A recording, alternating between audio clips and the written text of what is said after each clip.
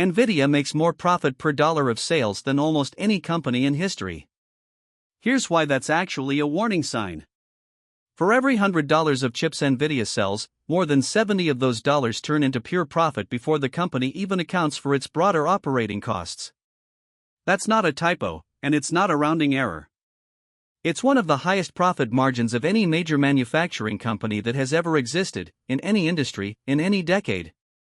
Most car companies would celebrate a 5% margin. Most retailers fight over pennies. Nvidia is operating in an entirely different universe.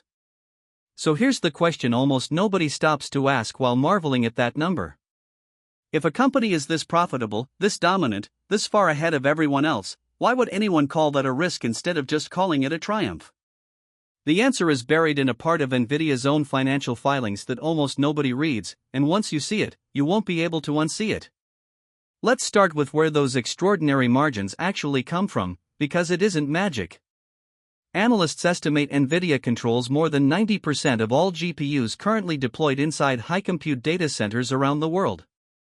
When you're the company nearly every major cloud provider and AI lab has to buy from, you don't need to compete on price the way a normal hardware manufacturer would.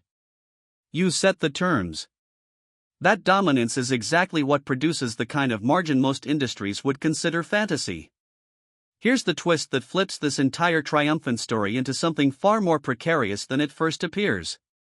Being the dominant supplier to an entire industry sounds like an enviable position until you look at exactly who is doing the buying, because it turns out an enormous portion of Nvidia's record-breaking revenue is coming from a strikingly small number of companies.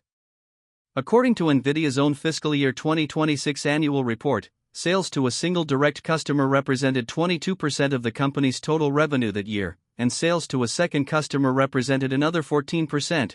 Meaning just two companies accounted for well over a third of everything Nvidia sold in an entire year.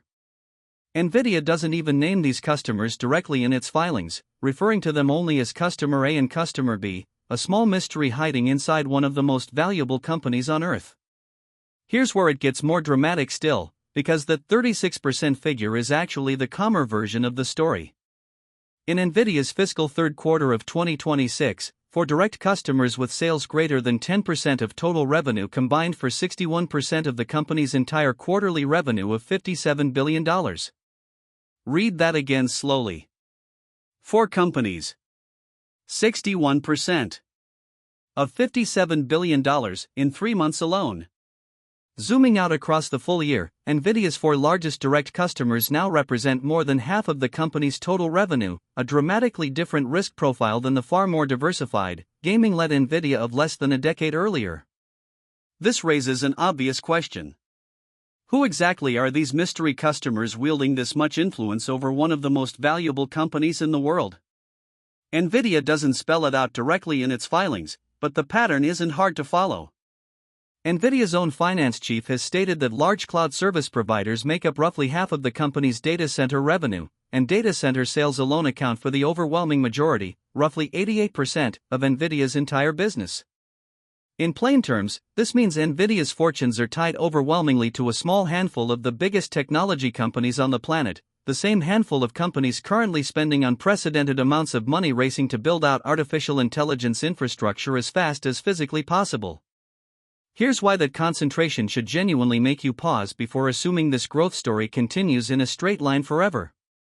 Companies that depend heavily on a small number of giant customers are exposed to a very particular kind of risk, one that has nothing to do with product quality or market dominance.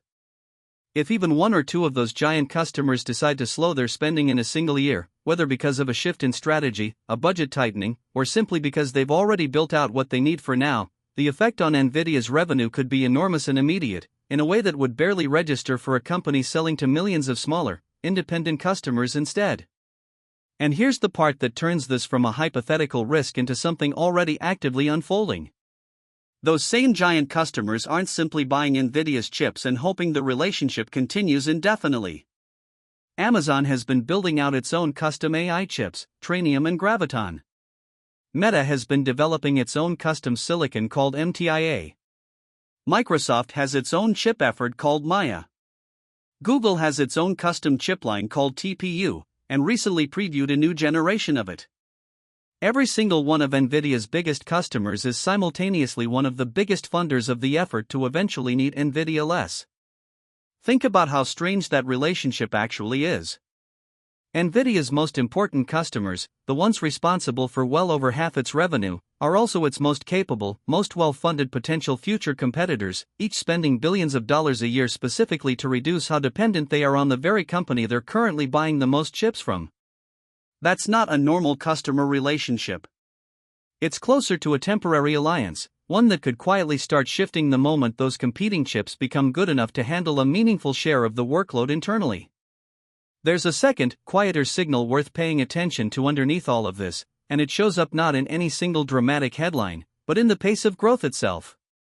The broader artificial intelligence spending cycle driving Nvidia's boom has already begun decelerating, growing by roughly 28% year over year in 2026, down from roughly 50% growth in 2024. Nvidia is still growing. It just isn't doubling anymore, and for a stock priced on the assumption of continued explosive growth, even a gentle deceleration can shift how the entire valuation gets reconsidered. So does any of this mean Nvidia's extraordinary run is secretly built on sand? Not necessarily, and it's worth being honest about the other side of this story too. Being the default supplier that even your biggest competitors' custom chip programs are still years away from fully replacing is an enormously powerful position to be in. Building a competitive AI chip from scratch, backed by the software ecosystem, the manufacturing relationships, and the technical expertise Nvidia has spent nearly 2 decades accumulating, is extraordinarily difficult, and several of these internal chip programs have faced delays and performance shortfalls precisely because that gap is so hard to close quickly. But here's the real lesson sitting underneath the shiny 70% margin headline. Extraordinary profitability and genuine business risk aren't opposites. They can exist inside the exact same set of numbers at the exact same time. The same concentration that lets Nvidia extract remarkable margins from a small number of massive customers is the exact same concentration that leaves the company more exposed than almost any other company its size to the decisions of a handful of boardrooms it doesn't control. A retailer with millions of customers loses one and barely notices. A company where 4 customers represents 61% of a single quarter's revenue loses one, or watches one significantly cut back, and the entire growth story built on top of that number needs to be rewritten.